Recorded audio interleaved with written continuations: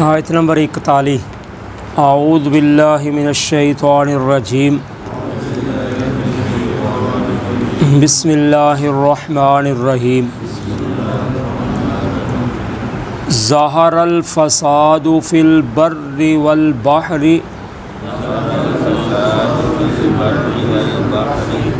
بما کسبت ایدی الناس لیذیقہم بعض الذی عملوا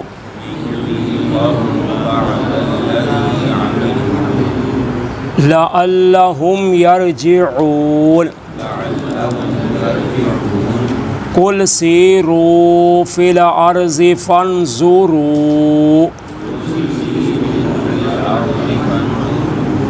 کیف کان عاقبۃ الذین من قبل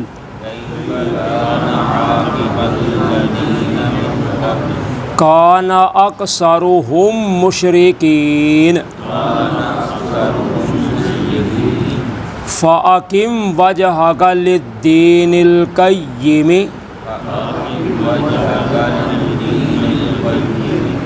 مِنْ قَبْلِ أَنْ يَأْتِيَ يَوْمٌ لَا مَرَدَّ لَهُ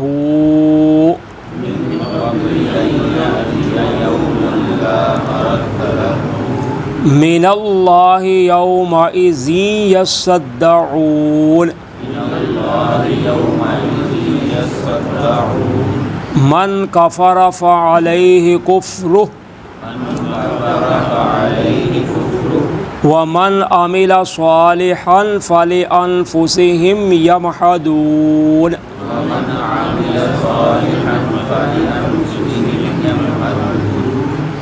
لیجزی الذین آمنوا وعملوا الصالحات من فضلہ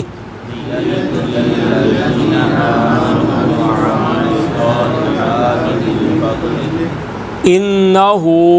لا یحب الکافرین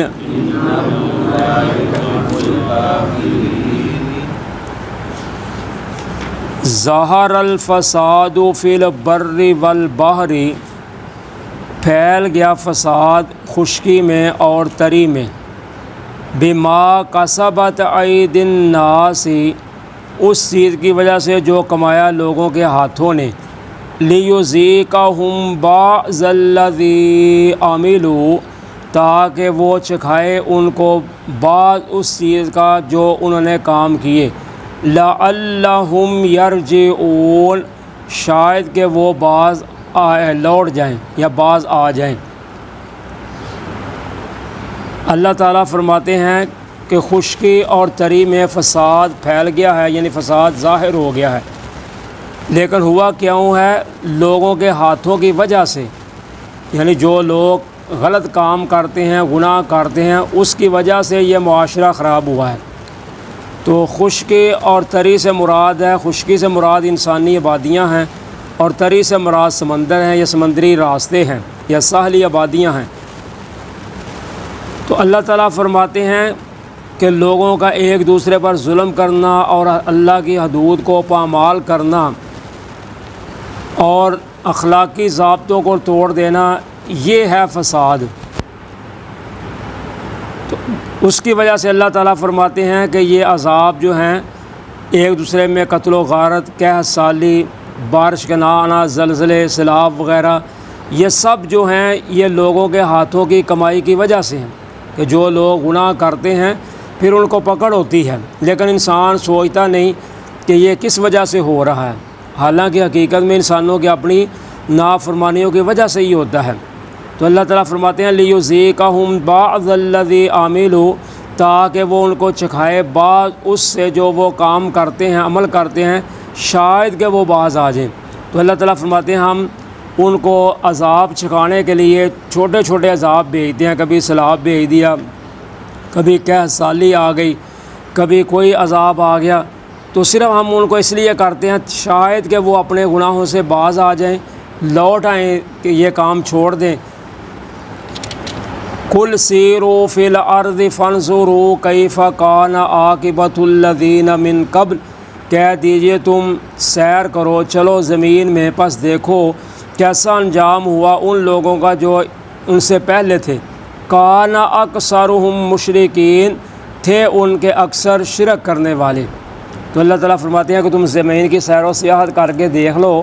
تمہیں پتہ چل جائے گا کہ ان لوگوں کا انجام کیسے ہوا، قوم لوط، سمود،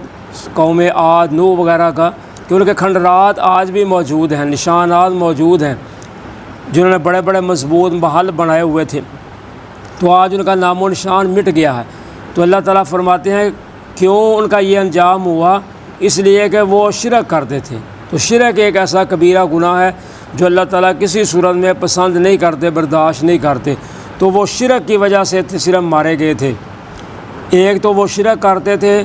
دوسرے نمبر پر ان کا یہ عقیدہ تھا کہ آخرت کوئی نہیں، ہم نے اللہ کے ہاں پیش نہیں ہونا، کوئی آخرت کا حساب و کتاب نہیں۔ تو جس انسان کے ذہن میں یہ بات آ جاتی ہے، پھر وہ نافرمانیاں کرتا ہے کہ کون سا کسی نے پوچھنا ہے یا کہاں جواب دینا ہے، اس لیے جو مرضی کرو۔ تو جس کے دل میں ڈر ہوگا کہ میں نے آگے جانا ہے، آگے حساب کتاب دینا ہے، یقیناً وہ سوچ کے زندگی گزارے گا۔ فَأَقِمْ وَجْهَكَ لِلدِّينِ الْقَيِّمِ، پس آپ سیدھا رکھیں اپنے چہرے کو سیدھے دین کے لیے یا مضبوط دین کے لیے، من قبل ان یاتیہ، پہلے اس سے کہ آ جائے، یوم اللہ مرد لہ من اللہ، ایسا دن کہ نہیں ٹل سکتا یا نہیں کوئی ٹال سکتا اس کو اللہ کے سوا، یومئذ یصدعون، اس دن لوگ جدا جدا ہوں گے۔ تو فرمایا کہ تم اپنا سیدھا چہرہ رکھو دین قیم کی طرف، یعنی ان کے باتوں کے پیچھے نہ لگو، یہ نہ دیکھو یہ کیا کر رہے ہیں، ان کو کرنے دو جو کرتے ہیں، تو آپ ان کی پرواہ کیے بغیر اپنے آپ کو سیدھا رکھیں جو دین مضبوط ہے اس کی طرف، کیونکہ اس سے پہلے کہ وہ دن آ جائے گا جس دن کو کوئی ٹال نہیں سکتا، نہ وہ ٹل سکتا ہے سوائے اللہ کی ذات کے۔ تو اللہ تعالیٰ نے ٹالنا ہی نہیں، کیونکہ اللہ تعالیٰ نے تو اس کو لانا ہے، یعنی مراد ہے قیامت کا دن۔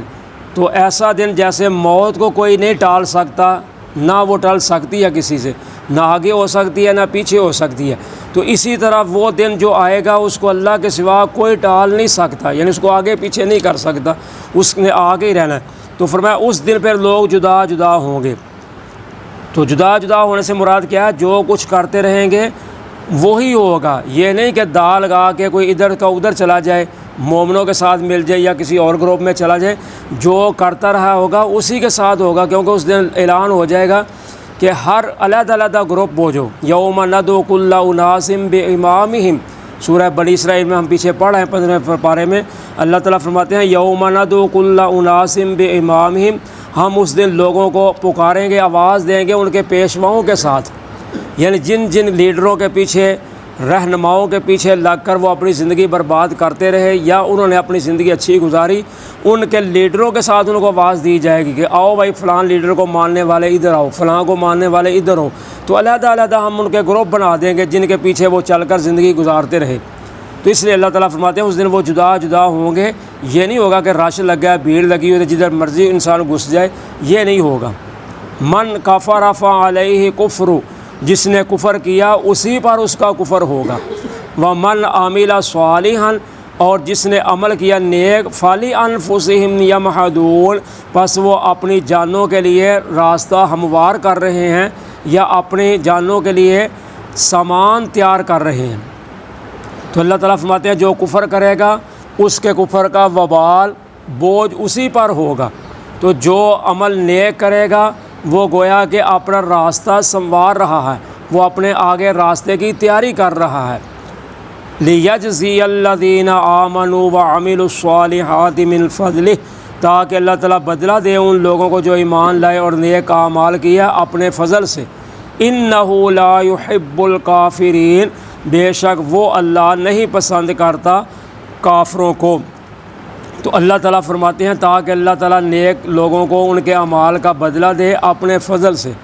کیا مطلب کہ کوئی یہ نہ سمجھے کہ میں نے اپنی نیکیوں کی بنا پر جنت میں چلے جانا ہے، اپنی نیکیوں پر اس کو گمان نہیں ہونا چاہیے۔ آخر جنت میں جانا ہے تو اللہ کے فضل سے ہی جانا ہے، اس کے فضل کے بغیر نہیں جا سکتے، جتنی مرضی نمازیں پڑھ لیں، روزے رکھ لیں، عبادات کر لیں،